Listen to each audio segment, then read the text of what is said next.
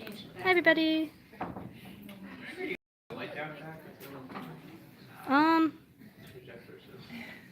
I did not know how to work the projector in this room, but I can adjust the light here. Sure.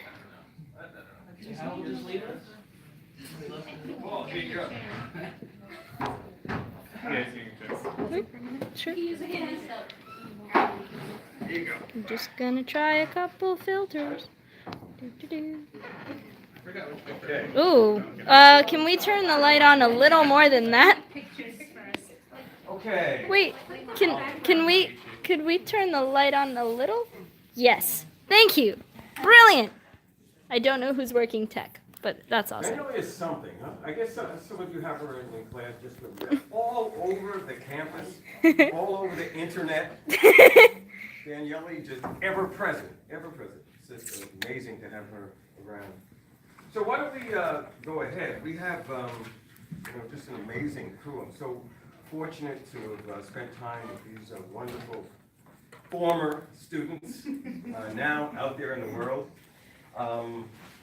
Let me just right away introduce you to them. Let's see. Why don't I start from the top as we have it here? Rebecca Ibarra, okay? Mexico City native, working now as an associate producer at NYC, graduated with a degree in journalism in 2005. I happen to have been, 2015. You'll pardon that one. Okay. Yeah. You're not sensitive about age, right? I was WNYC on 2 days ago, was it 2 days ago? Being interviewed, and I'm in there, and who runs up to me and says, "Professor"?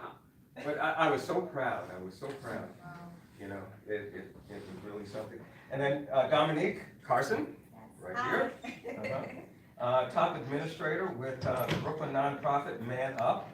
And she's writing on contract a history of the landmark Lefferts Manor neighborhood in Brooklyn, which will be celebrating its centennial next year. So she's an historian in addition to being a journalist. But journalists are really historians. It's just that our time frame is fairly recent, right? Like today and yesterday.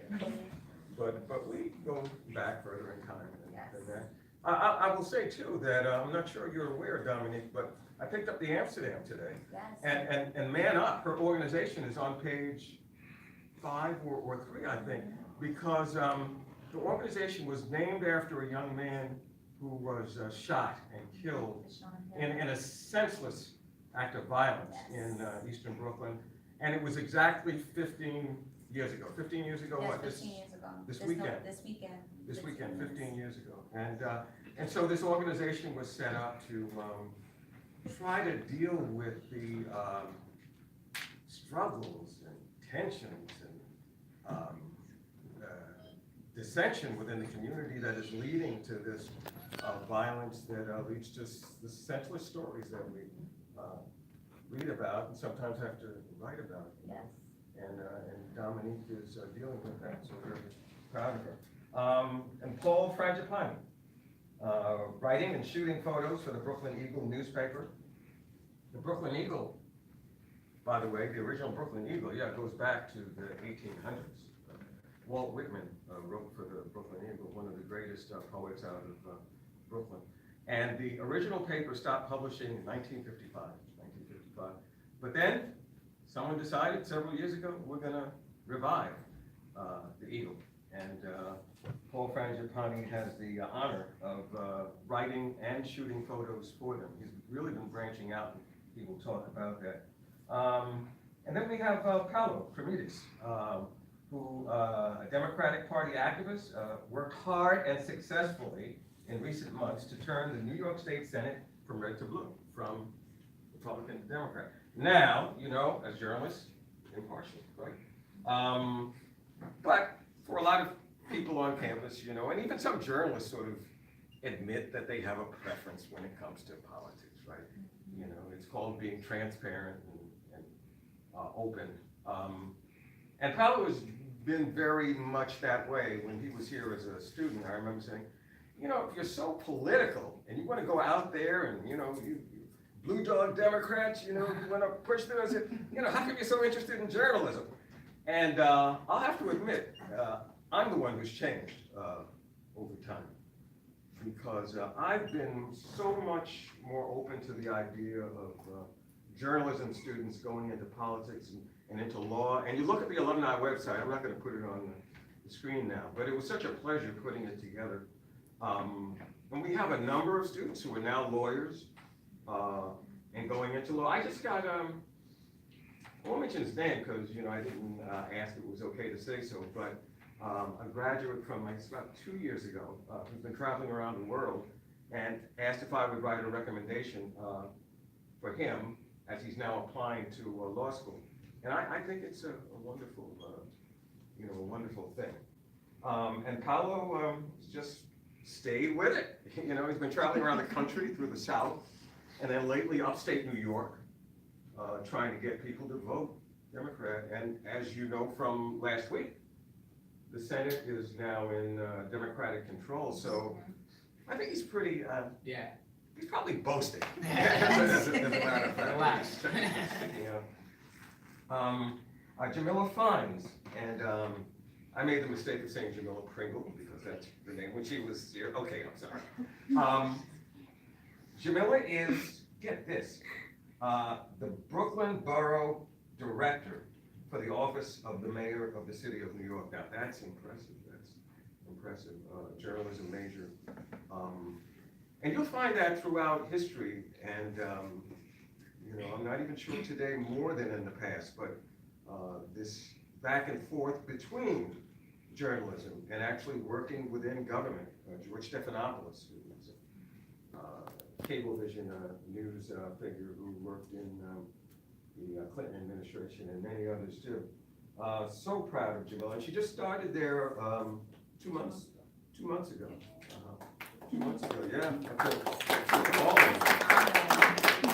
The other thing is that Jamila's married to Stefan sweetheart. Fines, and you met here, didn't you? At Brooklyn College. Brooklyn College, they were both journalism majors. Yes. And he's not here now, and I would say the reason is that he's taking care of Maximus, who was just born about how many? About in February.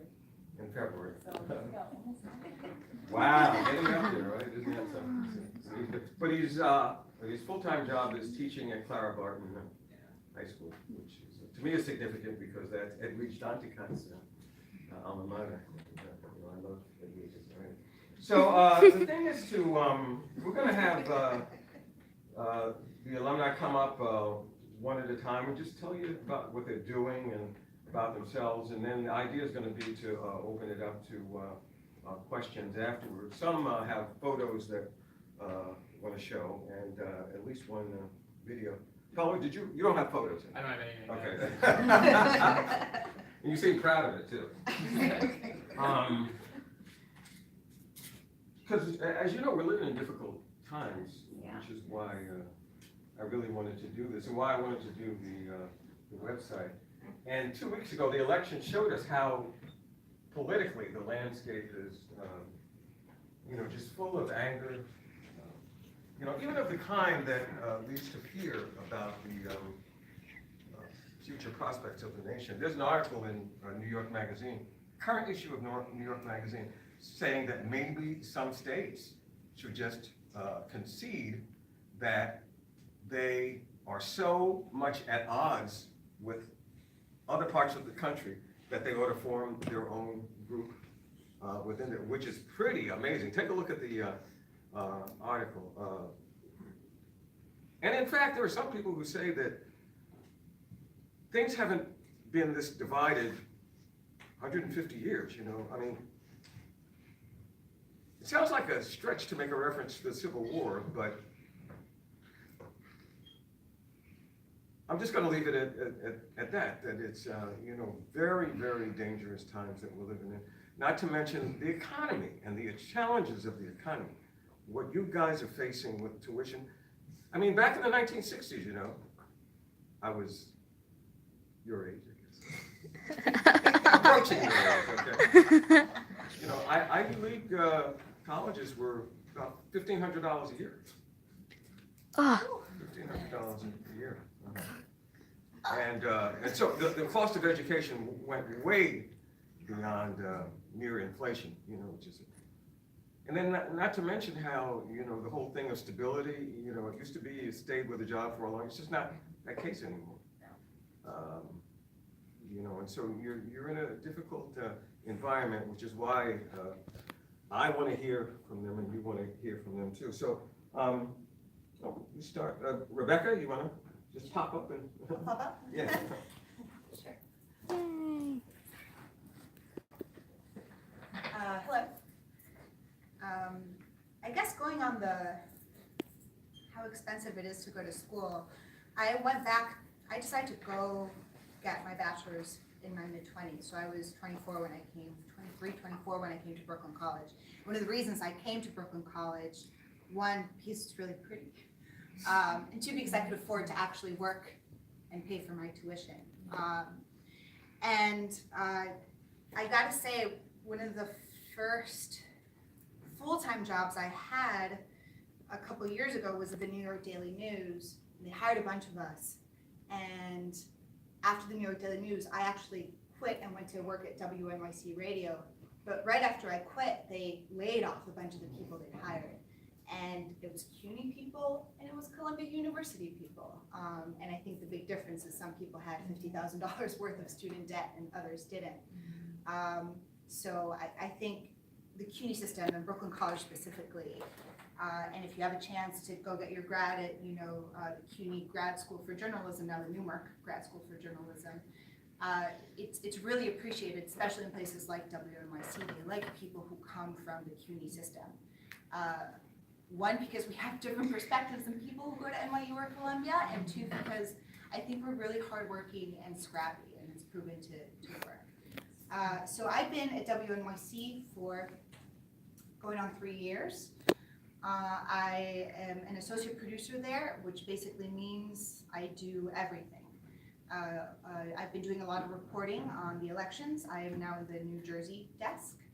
And before that, I did reporting on New York on the elections last year. I was in the Metro desk with them. And in between, I've been a producer for the arts and culture section, for the business section, and for really anything that they've asked me to do, I've said yes. One, because it's exciting. Two, because I think it's really useful to learn how to do absolutely everything in a newsroom, because that way you become slightly indispensable. And yeah, I mean, I'm not sure specifically where we should direct this to, but I do have to say that a conversation that we have in the newsroom all the time, especially after the elections, is we do check in, and we check in with how we are doing as journalists in a personal way. It definitely happened after the 2016 elections. I think it was a time of reckoning when everyone sat down and thought, how did everyone get it so wrong? I must say though that the people like in their 20s or around my age who were looking at the coverage were wondering, why aren't we covering Bernie Sanders more? But I think that also just shows to maybe an ideological and generational divide. And it is, at least in my newsroom at WNYC, a constant struggle between sticking to what you believe is right, learning how to report on racist institutions or racist people and not calling them racially tinged or racially sounding comments, trying to reach out to the other side or to people who might not even be interested in talking to journalists anymore because they no longer believe that journalism is objective or truthful, and it is a real thing. We had reporters walking around Staten Island, and a lot of reporters.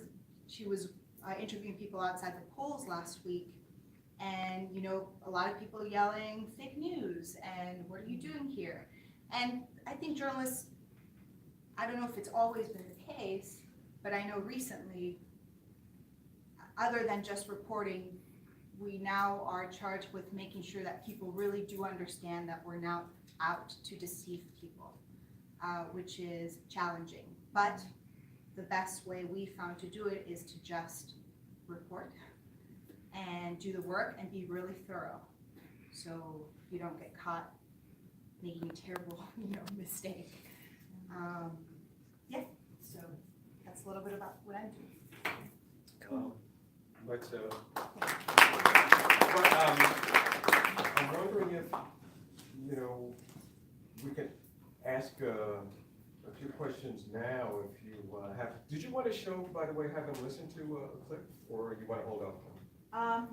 I'll hold off because I Okay. have it in the website, but it's, Okay, okay. unless we can pull up something here, but if not, it's fine, because it seems like it's. You know, why don't we hold off on the questions and they'll just ask you, you know, at when you guys are finished. You know, it might be more efficient to do it that way. Dominique, why don't you, Okay. an interesting.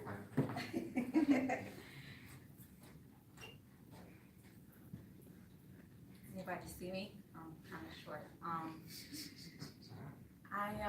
My journalism experience was quite different. I was 18 years, like turning 18 when I graduated from high school. I went to a communications arts high school, Edward L. Murrow, and I was introduced into the Murrow Network and writing and reporting. And journalism, as sound as cliche as it is, it was a lifelong dream of mine. I fell in love with the profession 20 years ago. A show on BET, Teen Summit, just changed my whole perspective of what a journalist is. And I thought that journalists were always authors to the world because we have purpose. We always edify, we instruct, we entertain, and we persuade. Those are the functions that I followed ever since I was a child. And I was also informed from my high school teachers who graduated from Brooklyn College to attend the school. Academically, it has its standards and it's economically affordable. There were other schools that I were interested in, but it just didn't fit the caliber that I was looking for. And I was recommended to have teachers like Professor Moses and Professor Cassini. So I applied, I was accepted, I started majoring my sophomore year in college. I had so many great professors, including Professor Howell. He was one of the professors I had for 6 semesters for beat reporting, in-depth reporting, multimedia.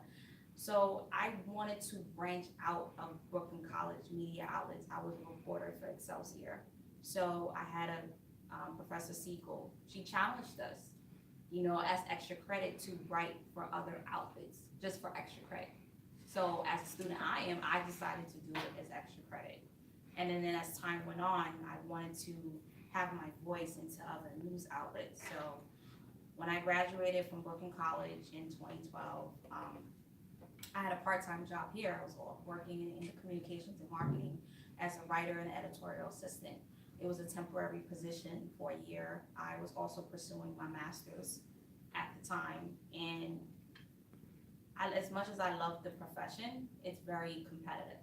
And that was the reality that I had to deal with, that you may get 100 no's to get 1 yes.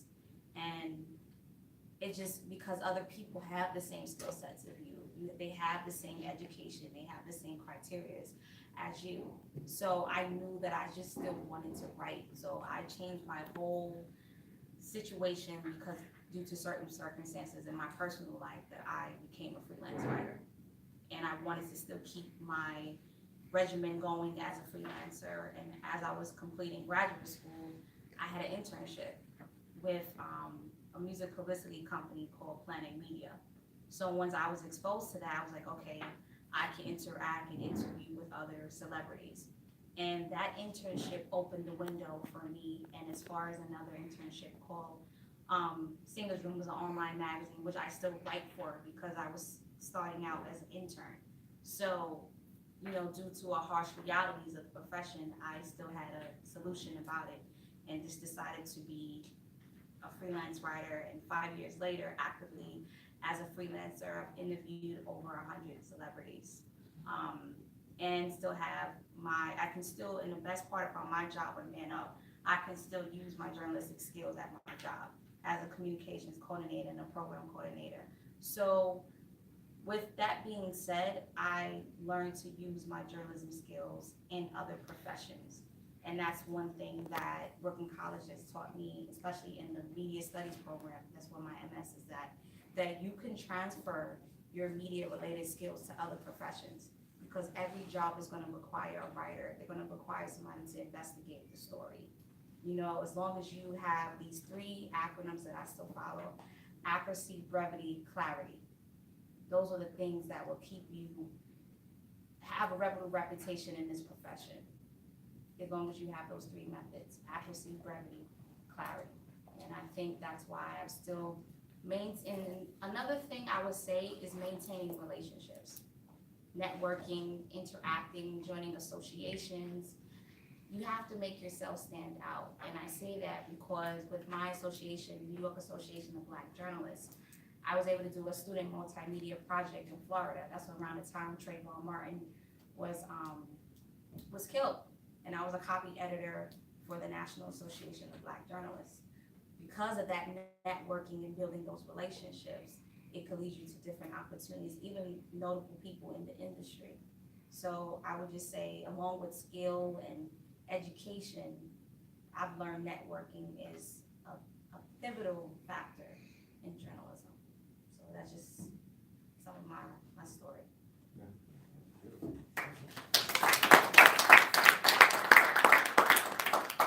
So Paolo, why don't you, Sure. Why not? both? I did not prepare at all. So I'm going off from what I'm saying right now. I forgot that we could bring flash drives, or I would have brought you so many videos of me going campaigning. I'm joking. So my name is Paulo Cremides. Was in 2014. I graduated from Brooklyn College. I double majored in journalism and political science. And I got into journalism because, actually, it was before I came to Brooklyn College. I got involved in politics when I was 16 years old, and when I went to community college, I was wondering, where can I make the best point that I want to make for myself to influence my peers? So I started writing opinion editorial pieces in my college newspaper. So much so that some of my editorial pieces got my now 4-term congressman into coming into our college to do a town hall with students about student debt, which is something that he had never been done before. And so I did that. I worked on several congressional campaigns, flipped my own congressional seat for the first time, I think, in 50 years. The Democrat represented the New York 29th Congressional District. And I kept at it. I worked in DC for a second. I worked for this thing called the Blue Dog Coalition, the caucus of Democrats that represent red to blue rural areas across America. They kind of went down in flames in 2010. So I decided to continue with schooling, and I was wondering, where could I go that I would get a really diverse viewpoint, where I could also add to diversity. As a person of color from a rural area, you don't really see people like me in places like New York City, because we don't really, I'm not supposed to exist by the standards of politics right now, right? And I came here. I learned that Brooklyn College was the place that graduated the most activists in the country. And for me, that was like a really, really good viewpoint, because not only was I able to get the experience of being able to learn how to sharpen my viewpoints from Professor Howell, Professor Most, and Professor Mancini, I was able to make sure that I could also get into organizing, because the political science department here has a lot of labor union organizers that are like really, sorry, journalism, never mind. And that was able to help me like make my way through politics. And I guess for me, the best thing that happened is in Professor Howell's multimedia class, I turned in my project late, but in that particular class, I was able to go and document the McDonald's workers' strike. And that was my project, and that was the report that I made in the morning. I was able to, document and interview many folks that I now consider friends. State Senator Gustavo Rivera, State Senator, whatever, regardless. I met a lot of folks, and I was able to kind of connect with them. And then when people saw this project that I was working on, I ended up catching a big break and then working a district leader's race in Williamsburg. And I liked the neighborhood so much that I stayed there for a few years. And for now, I do private consulting for Democratic candidates that are looking to run red to blue across the country. I primarily concentrate in upstate New York. That's one of the main things that I do. The other thing that I do is I chair this thing called the New York State Young Democrats Rural Caucus. So we have an organization within our New York State Young Democrats state organization that's for counties that are very rural. And that's like a big thing in the Democratic Party right now, because traditionally, the Democratic Party has not been really good at representing rural counties. Nobody wanted to do the job, so I took it on. It's been 2 years, and we've organized 17 county chapters across upstate New York, many in counties that Donald Trump won by double digits, and there's no young Republicans groups to be found in those counties. So I think that's really great. And being able to do things like that comes from the ability for me learning in this program how to sharpen my ability to make a viewpoint known and how to make that viewpoint known in a way that like is common. And that's really hard sometimes when you speak with journalists or academics or anyone else. And I think that also kind of talks to the thing about journalists not being trusted anymore, is that it's very difficult to have a conversation with someone that's factual. Most conversations, and this has been poll tested, are emotional. People are more likely to react to emotion when you're talking about politics than they are to facts. And that's just life, right? You're more likely to react to me if we're talking about, let's say, issues like opioid addiction, and I'm telling you about, how we should kill all drug dealers and stuff like that, instead of telling you why we should have supervised injection sites. I think that the best thing about the journalism program here is, like I said, it helped me learn how to be able to meld those two things together for the purposes of what I want to do. And to kind of piggyback on my colleague here, you can use the skills in this program to do work outside of journalism, because I've never considered myself a journalist. I've always written opinion pieces. I've written maybe 1 or 2 articles in my whole life that I think I covered like a Mardi Gras fair at the student union once here. But the skills that you learn in this program are useful for the things that you want to do outside of politics. And I think that the most useful thing for me in this program was being able to be exposed to the diverse viewpoints, and by them, also me exposing myself to them. Because, like I said, like the politics of today, people like me aren't supposed to exist. Things are black and white. There's no gray. There's no people, color from rule. We're not supposed to exist outside of the metro areas, right? The Democratic Party and the Republican parties have their targets, and they want to choose things the way they want to. But, I'm always privy of saying, I'd like to comment on what you said about like, how some states should, break apart and stuff. You're always going to have Thanksgiving, and that's next week. And I think Thanksgiving is a perfect example of as a first-generation immigrant, of a custom where you can sit down and have a meal with somebody you disagree with. And if we're a country where we can do that, and we've been doing that for, I don't know, like 200-something years, let's keep doing that, right? And I know that it kind of boils it down to a more simpler point, but the conversations that we need to have with people aren't about Donald Trump or Hillary Clinton or Bernie Sanders or any of these guys. They're about healthcare. They're about these things that are emotional. And the best way to have that conversation is being able to make your point, but make your point emotionally so you can connect with the individual. And I think that's what matters most. So I'm here to take questions or whatever. Thank you.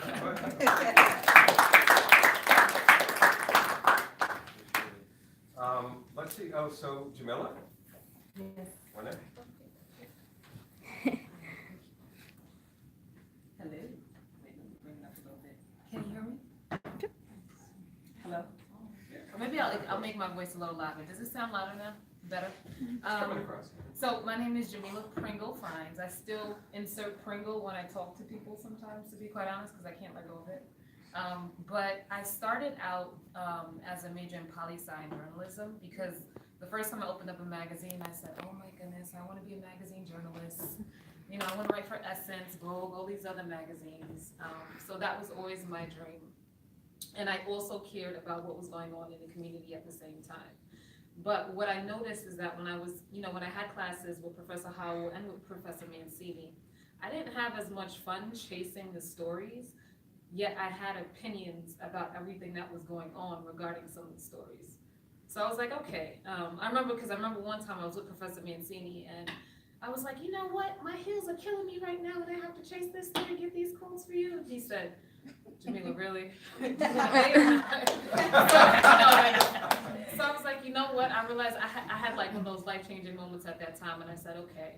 And I decided to do an internship with a Congresswoman Yvette Clarke, in her office. And I had I really enjoyed it. I was in the communications department, but I still got to have a hand in, other things that were going on inside of that office. And from there, I maintained a lot of the relationships that I made in there. And I ended up, although I made some transitions through life after that, I still, because I maintained contact with a lot of the people there, I ended up meeting them later on in life. And then one day someone said to me, Jamila, there's an opening up in the assembly right now, and I think you should check it out. I was like, okay, I'll check it out. And I ended up getting considered for the opportunity. I started there as a communications person, and my strong suit, of course, was writing. But I was also good at, communicating different things to the community regarding different issues that they may have had. And, you know, it grew, and then I became a chief of staff there, and then from there, other people within the political community started seeing the consistent work that I was doing in that field. And then I ended up hearing about an opportunity at the mayor's office, and I said, you know what, I'm going to apply, and then I got called in, and then I got the job, and I said, okay. And I got to do community work on a larger scale. So for me, you know, I do have, you know, of course, my opinions, but at the end of the day, I care about community, I care about everything on a local level, I care about equality, I care about fairness. And that's something that, at the cusp of things, that I did believe that I do believe that the administration that I work for right now cares about. And, you know, working every day to make sure that the community on a basic level is getting things that they need. So I have my ear to the ground. I'm at every single meeting you can think of in Brooklyn. I'm there. Just recently I saw Gabriel there at something, and was it Mill Basin? Yeah. Mill Basin. I'm all over Brooklyn for everything. Block association meetings, community board meetings that maybe I shouldn't even be at, I'm at, because I need to know what's going on in the community so that I can, you know, properly facilitate some solutions for people throughout the community. And I enjoy what I do every single day. The city doesn't sleep, so I don't sleep, but I enjoy it. And I think that's pretty much it. I hope it. Okay.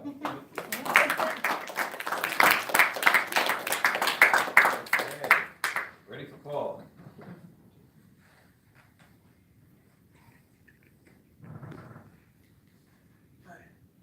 Hi. So, I'm a recent graduate, 2015, but before I came to Brooklyn College, I was going to a community college in northern New Jersey, all the way on the border of Pennsylvania and upstate New York. And where over there, I was a poli-sci major too, actually. And I was hell-bent on being a political writer. I don't want that wrong one. Things changed a lot. But over there, the college newspaper was just one sheet of paper weekly, just one side. But I was always obsessed with coming to New York. I wanted to report overseas, didn't really matter where. I just didn't want to report in the country for whatever reason. And so I thought New York would be the stepping stone to that. So I came here as soon as I graduated over there, as soon as I could. And for some reason, I wanted to go to NYU, but I didn't have the money, and I'm so glad I didn't, because that would have been like the worst decision of my life. Because the first time I came to this campus, you know, I had to get things signed by your professors, the chair people, whatever, you know, it's a mess. And Paul Moses was the person I had to get forms signed by, and so I go into his office. He just welcomes me in. He talks to me about how he used to work in New Jersey and everything. And immediately just felt like part of the family. And that never ended. And that was honestly the best part about going to school here. The constant feeling of family from all the professors that still keep in contact with, you know, have lunch with, grab coffees with, which is an indispensable thing, the networking there. It's not, you know, leaving connections aside, just continuing with them because, you know, they're part of your life, they're your friends, they're your extended family, and it helps out. And so, because I ended up being so close with Paul Moses, one day he came to me and said he was thinking about doing this independent study program where me and two other students would work out of the Brooklyn courts once a week. We would just go in and cover a case or two and write a story the same day. And that would go into, like freelance into different Brooklyn publications, like Brooklyner or the Canarsie Courier, and eventually the Brooklyn Eagle. And that's how I ended up at the Eagle, because I was getting published there. And before I graduated, I was actually working there covering the courts every once in a while. Then I graduated and I started covering Brooklyn Supreme Court and Brooklyn Federal Court every day. Just covering cases, got to, you know, cover some emotional cases, El Chapo, which I'm not in now, but, you know, there's interesting things going on over there. And I loved hearing the stories and learning about the law and how, you know, the justice system works and how flawed it is. But I realized after about a year or so that I wasn't happy doing that writing every day, which was surprising to me because I was obsessed with writing my whole life. I always wanted to be a print journalist, but I just lost the motivation. But in the court, I had to buy a camera because the defendants are too far away to take a picture of with a cell phone. I had to buy a DSLR camera, and I just ended up falling in love with that. And one day I just kind of decided, I'm going to stop doing this and go freelance, do photography for the Eagle. And it was an incredible decision to do. I wasn't probably prepared with my skills maybe, but learned so fast just diving into a new skill set, which is why it's really so important to do everything in journalism, because you're going to need it and you never know what you're going to fall in love with. And it's so important to pursue that aspect of it that you do fall in love with, because you'll do that the best. And you need passion in this job, for sure. And I fell in love with Brooklyn at the Eagle. Now I had to write histories of every neighborhood and take photos of all the neighborhoods, which is an ongoing project for the Eagle.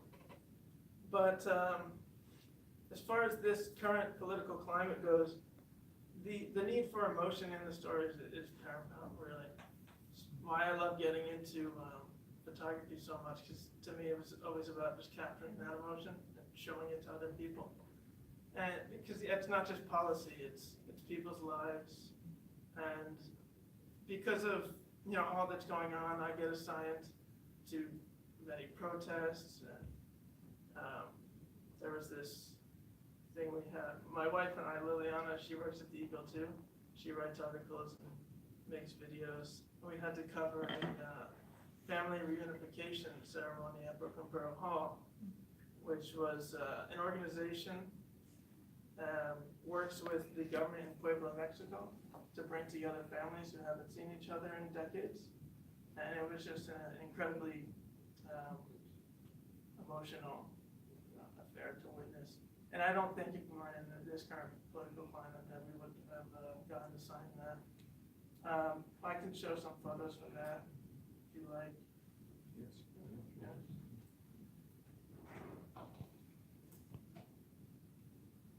Yeah, this mouse isn't working.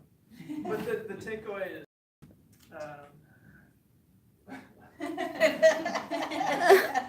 forgot what the takeaway was. No, but I was a digital editor at the Kingsman too, so I was doing website design and everything like that. And so I really went into the field knowing how to do everything just barely, and being able to do that and being able to cling on to eventually what I love to do. And it was a life-changing event for me. Now I don't like writing that much, which is That's not true. no, I still have to, so, but, Okay, we can, work on that afterwards, Lee, but thanks very much for that.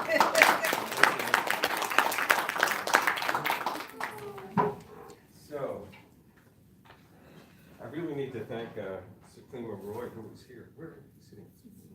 Oh, that's where I am. With the Wolf Institute, because it was Seklima who put this together, and Seklima is just a wonderful, valuable part of the Brooklyn College community.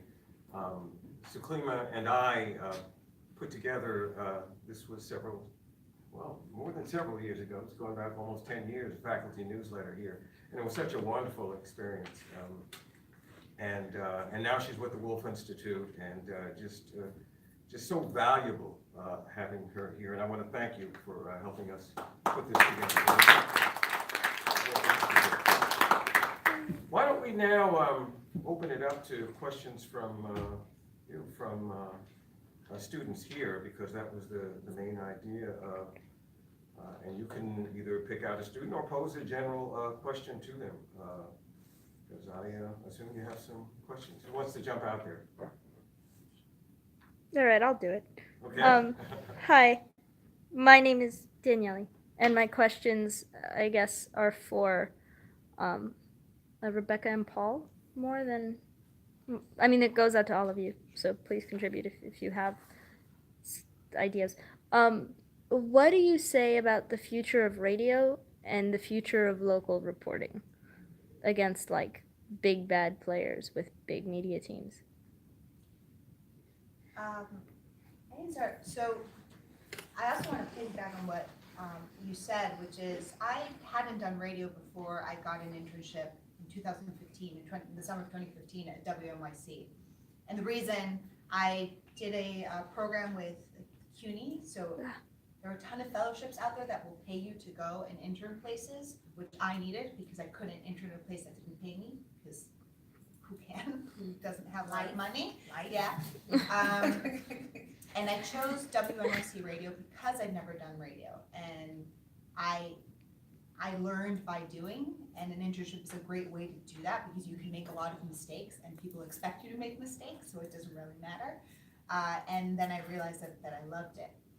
I'm biased because I work for radio, and there is a future for, in my case, I work for public radio. And one of the things that we listen to hear all the time is that people actually really appreciate that they feel like public radio still offers some sort of measured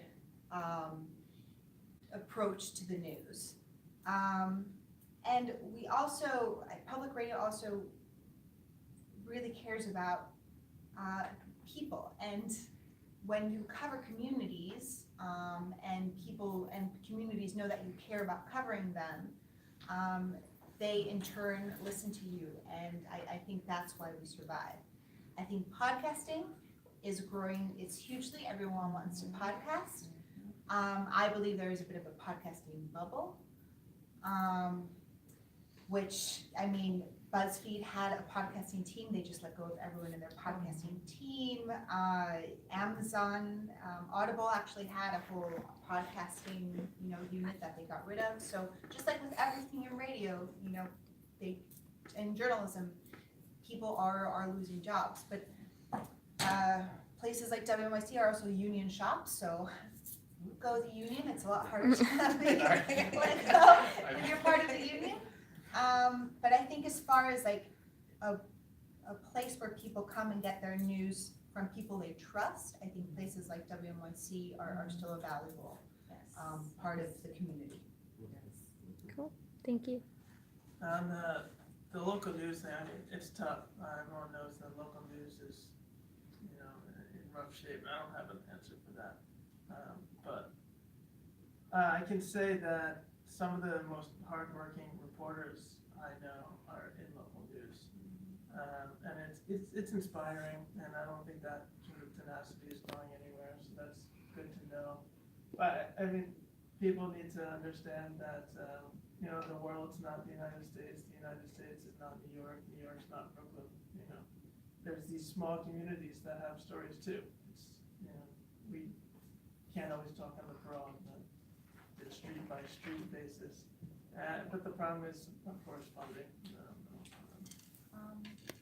I think there is a future for radio and local reporting. I mean, look at News 12, that's local. I think people want to know what's going on in the communities. I know when I'm at work at Man Up, that's the first thing we see, local news. Like what is going on in Brooklyn, and what's going on within the 5 boroughs, like what are the current issues that takes place within your community that allows you to be aware, alert, attentive, and just allowing you to critically think, okay, like how can I be more accountable in my own community? What are some things that I have to pay attention to?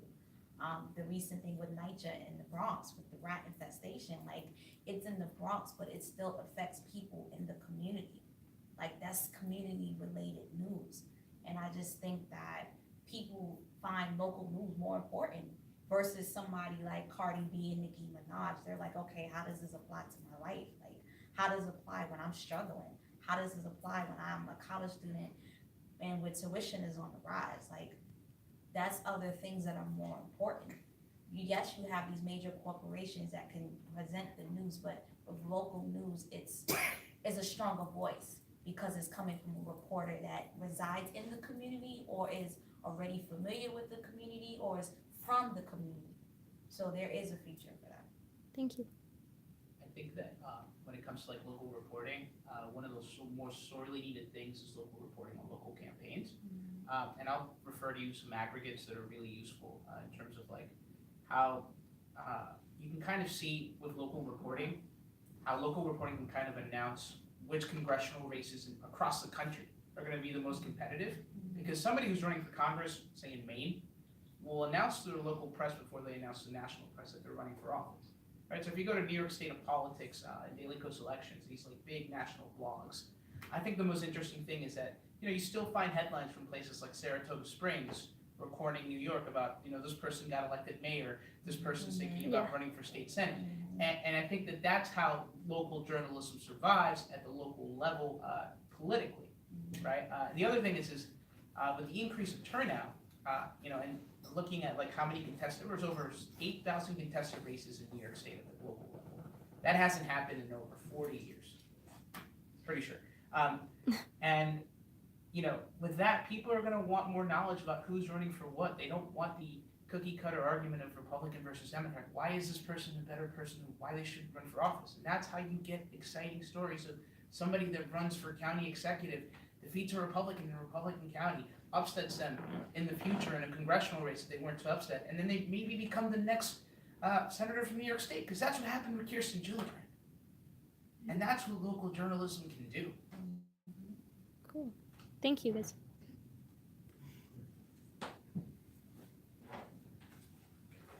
What are some, this is just general, what are some tips you would give to college students like seeking internships to kind of make yourself stand out? Because I feel like I've worked hard to kind of like get my resume in order and like I have like everything I've written on a page together, but it kind of could feel like disappointing when you apply to like a million things, and especially because you hear from like the unpaid ones, of course, but never the paid ones. So what are some tips for that, I guess? For me, from my personal experience with internships, character. Because somebody can have the same talent, same writing skills, but they don't have people skills. They don't have interpersonal skills. They don't communicate with people. Because you could be the best writer, the best photographer, the best broadcast, but if you can't collaborate with your teammates, that's an issue. Because in journalism, it's collaboration, especially when you're in the newsroom. Like, that's what it's about. So for me, I would say on a personal note, make yourself stand apart. Or also say this, like, how can this internship benefit you? Like, as your individual and as your path to this field. So that's what I would say, character really comes in that role. I would say show your value. So I think one thing I will say, when I was in the assembly as chief of staff, something that we looked at with some of the interns were is willing to stay maybe like a half hour later to help us get this project done that we need to get done for the community. Who's willing to come with us for a weekend, to come to an event, to come help the community to some capacity? Who's willing to call in and just kind of see what we need when they don't even have to do that? Who's willing to go the extra mile? Yeah. I think showing your willingness to go the extra mile really helps, because we have in turn actually hired 2 interns at one point. So that's something that really, grabs people, I would say. I think if you can show that you have field experience in your resume, if you can show that you've done some sort of reporting in the field or any sort of work in the field, I think that shows a lot. And that could be clippings, whatever, works out really well. Yeah, I think if you're talking about how to land the internship, definitely write for the Brooklyn College papers, because that'll get all your clips. Write for the papers, there's radio, like Radio, work at the radio there's station, do the Kingsman, TV to get your reel. So do all that, because they'll be able to hire you based on the work, and if you do the work here, then you'll actually have something to show. Also from personal experience, keep a close relationship with your professors, because that's how I got my daily news internship in 2013. And I didn't even send a resume, I just sent an email, and they were like, hey, my professor says you're looking for an intern, so here I am. And it worked. So, sometimes people just want to hear from people who they know. So, if you keep a relationship with your professors, it can be very, very helpful.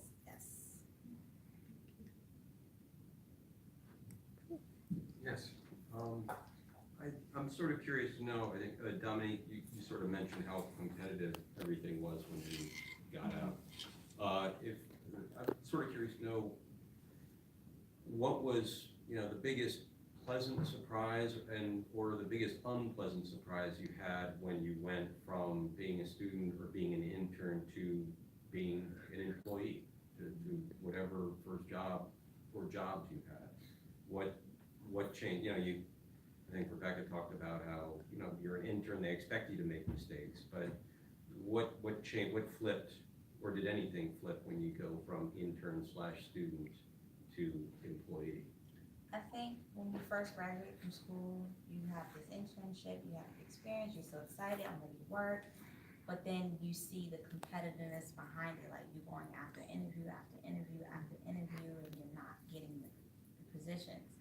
I think I was already prepared how intense this field can be when you're applying for work, but I was, the amount of rejections, that was the unpleasant surprise. And it kind of just figured out, like, you have people coming from all over applying for the same position as you. And that's when I had to ask myself, how can I stand out? So whether I get a freelance gig, whether I get a temporary assignment, I wanted to stand out. And there was things that I re-evaluated within myself, and I changed my whole perspective, even I was a graduate student at the time. So I even interned, like at the music publicity that I interned, and I interned at the Magnet Center, just to get another feel of another umbrella in media, in addition to print. That came into marketing, that came into publicity. I started looking at other umbrellas in the field outside of just print journalism, and which landed me the position I have now with Man Up, which I go back to transferring skills that I acquired as a journalism major to the positions that I have now, in addition to the freelance work that I do. And then at the time now, it fits my lifestyle because I'm pursuing a certification outside of journalism. So I needed something that could fit my lifestyle, what I'm currently doing. Others? You know what I will say? Yes. Well, I was gonna give a funny story. So I remember at one point when I was looking for some gigs in journalism before I decided to fully indulge in, politics, I was like, you know what?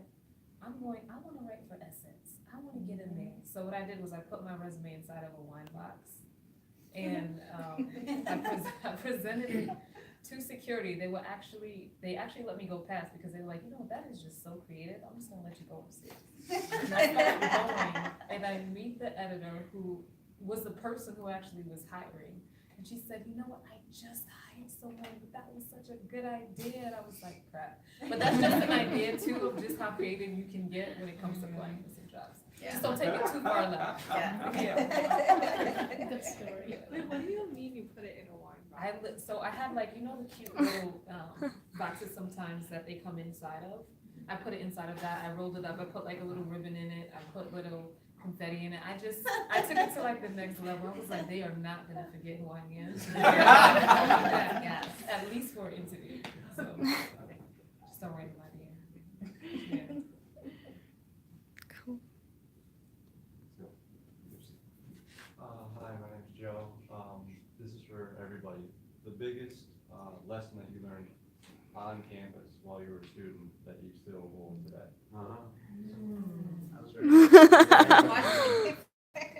Collective noise from the middle. For me, be engaged. Join everything outside of journalism. I did that. I was a student ambassador. I was an Italian major. I did the Italian club. I studied abroad. You want to make yourself a multicultural student. I didn't want to be the student that was just coming and going, especially at that time. I started college young. I was 18, 19 years old. And I just wanted to have the same experience that I had in high school because I was very involved in high school. And I wanted to keep that alive. And that's what I was taught at Brooklyn College, like at the orientation on the quad. Get involved. Because that leads to relationships as well.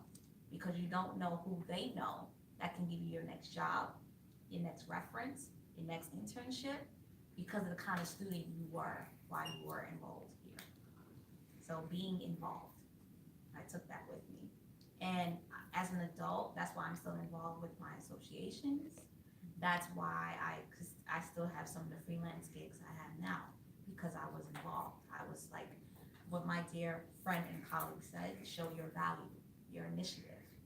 That's still being involved. So that's a life lesson that I took with me while I was in college. Don't burn yourself out, so no one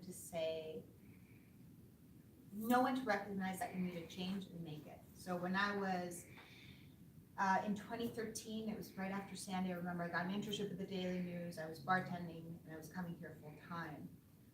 And I was having a great time until the end of the semester where I was so tired. I had a hard time getting out of bed every day. And I decided to take the next semester off. And I worked and I went backpacking. Because I knew that if I was so tired, so burnt out that I didn't even want to go to bed, I was going to do bad work. And I think sometimes it's better to just say no to a job or say no, because I think we all want to say yes to everything all the time. But if you're going to say yes and you're not going to do it well, it could ruin opportunities in the long run. So don't bring all your, bad energy with you to your job or to your internship or to school. Take a break if you can and get that fixed personally so that when you do come back to school or to your internship or to work, you can do your best work. And that could lead to more opportunities. Because it's easy to sour a relationship because you have so much, because you're exhausted, and people might think, oh, that person actually isn't that very good at their job. And it's like, no, actually, it's just that I oversleep, So I think it's important to know when to step away, and that's what I learned, during my college years. Those are words of wisdom. Paula, you were nodding your head. Yeah. Because is that something that you felt very strongly? No, I think that I kind of burned myself out in a different way. I wrote op-eds in both the Kingsman and the Excelsior. I edited some of them. Yeah. And I took some pretty, let's be frank, the issue of Israel-Palestine on this campus can sometimes be a fiery issue, right? And the conversations that we used to have here on this campus, I would take up, I'm going to be honest with you, I'm very pro-Israel, but I'm also a pro-two-state solution person. And the lesson that taught me is, sometimes you have to stand up for something that you believe in, but also never be afraid to have a conversation with somebody who might disagree with you. Because you might be able to learn, in a way, each other's humanity. And even though these people we disagreed, I'll give you an example, somebody that completely disagreed with me on the issue of Israel-Palestine. My last year at Brooklyn College on student government, I wanted to push to have because I had heard that Muslim students were praying in the hallways here, and then people were drawing swastikas and stuff in the hallways. I was going to push to try and see if we could have a Muslim student prayer center. And I don't know if that's happened yet, but that's something that I was very passionate about. And these are folks that disagree with me on this particular issue. And I actually believed in that. And, even though we disagreed on something, we still agreed that we're both humans. Right? And that's the conversation they need to have. And also, sometimes the politics of faculty and stuff can get a little crazy, and it can try and hurt. Well, can I talk about it? It's up to you. Is that okay? So a professor, a very dear friend of mine who's a professor here, was almost forced out of his job in the journalism department because the journalism department would not take sides in the Israeli-Palestinian. We refused to co-sponsor lectures that the English department was co-sponsoring. And the English chair tried to muscle out this professor that I knew. And then so I rounded up all the journalism students. We created this petition that said, we went up to the president and said, we want this professor to stay here, and we won. And he's here right now. Yes, So, yes, he is. Yeah. So, sorry. And I won't say anything more about it. That sounds That was nicely. a man of courage. I was gonna, Go ahead. Sorry, your question? You want to follow up? I was going in a different direction. Yeah, go in a different direction. Go ahead. No, I was gonna say, stay involved on campus and maintaining relationships with the people you meet here. I remember I was on every club possible. I was on Kingsman, A whole lot of people from the Kingsmen I've interacted with in the political field because they're covering different stories. I was in student government. I'm seeing some of them in the field protesting some things, advocating for other things. And even in the journalism, media center too, like I'm seeing a whole bunch of people in different areas, you know, in general, and we're still connecting in different kind of ways and seeing how we can help each other in different ways. So you never know where the next person is gonna be. So stay in contact, treat everyone you come across with dignity and respect, because you never know. You never know. And I take that, because you don't get a second chance to make a first impression. You don't. So that's another life lesson as long as you get involved. That first impression is everything. I think you're gonna do a book of quotes. Quotes that will become famous. 'Cause I've been hearing such things over and over again from Dominique. It's like you sit up at night sort of trying to work those out in your mind. Listen, what did I know? What did I just stick in their heads. Interesting. The one thing I wanted to bring up with Paul that I don't think you touched upon much. One of the reasons that Paul and I connected when he was a student here, well, one had to do, I was really impressed with his piece he did about Bedford Stuyvesant, because that was my home neighborhood. But also his interest in Latin America and specifically Cuba. And he went to Cuba. And because I had a bit of experience in Cuba myself and had traveled there with students in the past, Paul did independent studies with me. And I wanted to ask you if that feeling is still there, your love. And you went to Mexico on your own and traveled to Mexico. And you had this embrace of Spanish, and we had a Spanish club. Yeah, Right here, right? We would meet every week and talk in Spanish. Say something about that and how that, obviously it's still there in you. That, What exactly? well, the feeling of, one, the love of Cuba and wanting to report overseas. I assume that it's still there in you. Yeah, I still want to do that. I still don't feel like New York is my place to report. I love reporting here, but I still don't feel like the life that I'm seeking after. So I imagine reporting ideally in Latin America, most likely Colombia, hopefully Cuba at some point, in Mexico. No, the thing with Cuba really stuck with me. That'll be in my heart forever. And I'm so glad I did that. That's something really important too, is just having an idea and going for it. Just sort of one day said I want to report out of the country and bought a plane ticket to Cuba with my best friend, and he was a fellow editor at the Kingsman, and we just went and ended up doing the independent study with Professor Howell. And when the newest Cuban president came to New York last month, I think, we were working on a piece about that too. It ended up not going anywhere, but yeah, that'll never leave me. I'll for sure hope to be reporting in Spanish soon. These are just wonderful people. You know, I think we're going to have to wrap it up because I do want to raffle off copies of a book that's kind of important to me. Here. But this evening has been very special and meaningful to me. And I thank everyone who's here and my buddies, colleagues who came and, you know, so deeply inside wanted to share with you. I could just tell when we exchanged over the last couple of weeks how important it was to them. I mean, it's just something I want to do. Yes, I'm going to be there, you know. And even with the snow, I mean, it just never came up that, you know, we weren't going to. I imagine if it was 12 feet, you know, it might have been a problem. It might have been a problem. But thank you so much, and all